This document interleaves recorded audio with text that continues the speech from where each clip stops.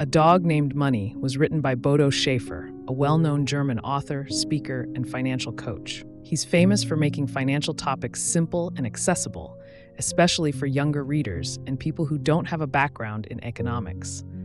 This book is a great example of that. First published in 2000, A Dog Named Money uses a story format to teach children, and even adults, basic financial habits and a healthy attitude towards money. Instead of being a dry manual or a guide full of numbers and jargon, it's actually a story about a 12-year-old girl named Kira and her journey toward understanding how to manage money wisely. The story begins with Kira living a fairly normal life. Her family is going through a hard time financially. Her father's business is struggling, and the overall mood at home is filled with stress and uncertainty. Kira feels the tension, but doesn't really understand money or how it works. That's when something unexpected happens.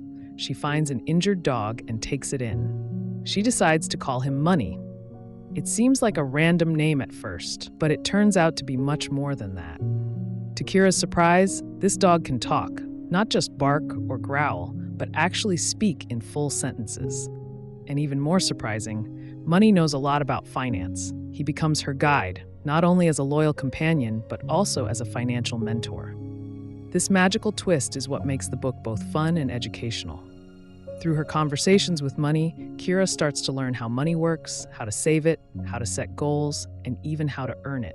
But the story doesn't stop there. It also touches on confidence, responsibility, and mindset. One of the first things Money teaches Kira is the importance of setting goals. Not vague wishes, but real, specific goals that are written down. He shows her how powerful it can be to visualize what she wants and to be clear about it.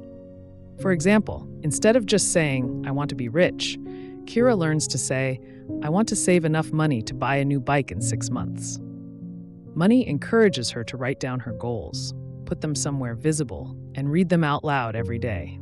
It may sound simple, but the book shows how this habit can really change the way a person thinks and acts. Kira also learns about the value of saving. At first, like most kids, she thinks that money is something you either have or don't have.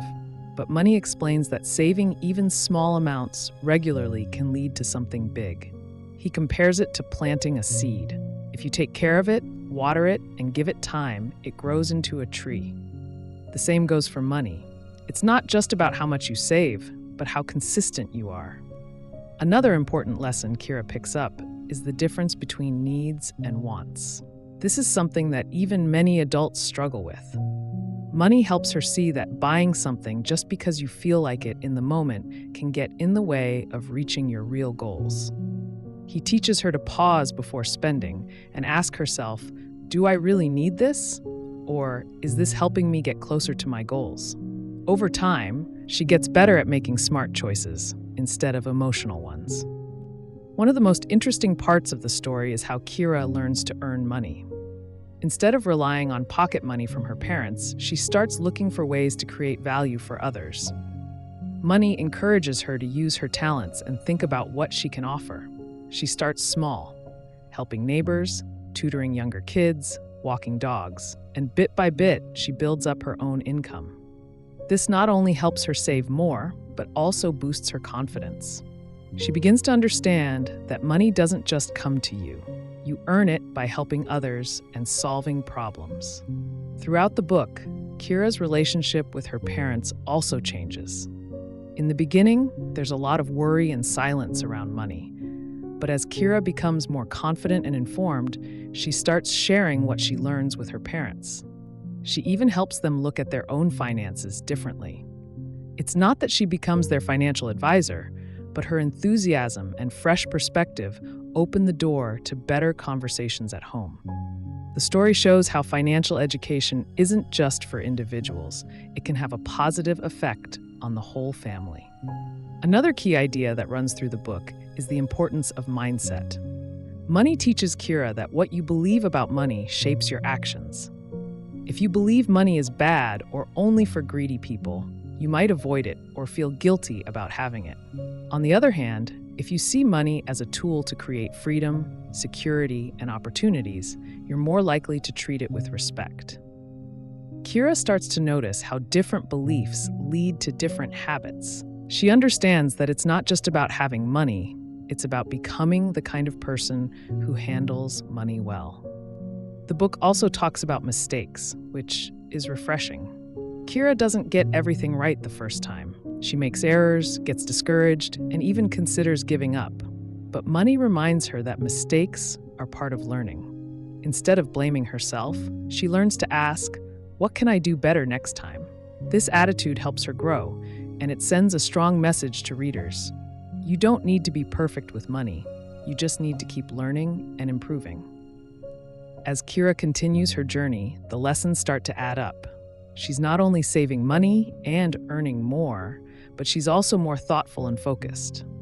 She's proud of her goals, and she's learned to stay calm even when things don't go her way. She's also found her voice, both at home and in her community. She begins to give small talks to other kids about money, spreading what she's learned. It's a clear sign of how much she's grown, from a worried girl in a stressed-out household to a confident young person with a plan. By the end of the book, Kira has not only helped her family improve their financial situation, but she's also built a strong foundation for her own future. She's still a kid, but she now has tools, habits, and a mindset that many adults never develop. Her story shows that it's never too early to start learning about money, and that anyone, even a 12-year-old, can take control of their financial life if they're willing to listen, learn, and take small steps. In short, A Dog Named Money is much more than a children's story. It's a simple but powerful introduction to personal finance, wrapped in an engaging and easy-to-follow narrative. Bodo Schäfer does a great job of using the character of a talking dog to explain serious concepts in a light and entertaining way. The book covers goal setting, saving, earning, spending wisely, and building confidence. But it also teaches something deeper, that with the right mindset and actions, anyone can change their financial future, no matter how young or old they are. The lessons are timeless, and even though the book was written for kids, adults can learn just as much from it, maybe even more.